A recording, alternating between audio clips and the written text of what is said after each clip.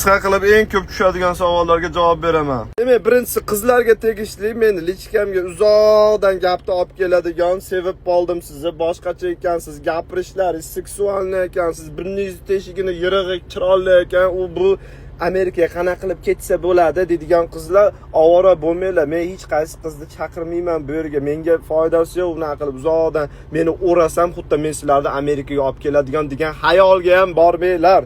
Birinchi meni mana shu yerdan qolgan narsa bu ko'tlari qatdan paydo bo'lyapsizlar. Sizlar o'sib chiqyapsizlarmi yerdan? Shu ko'payib ketdinglar. TikTokda gapirmasam bo'ladi, Navalny bo'lib ketgan bular bir soobщество qolganmi, bir jamiyat qolib shu plan qilishganmi, shu Evil shohni eritishimiz kerak, ilonini inidan chiqarishimiz kerak edi. Lichkamga yurakchalar tashidi, u ismlarini aytmay, bir bola G'olibjon deganlar biladi.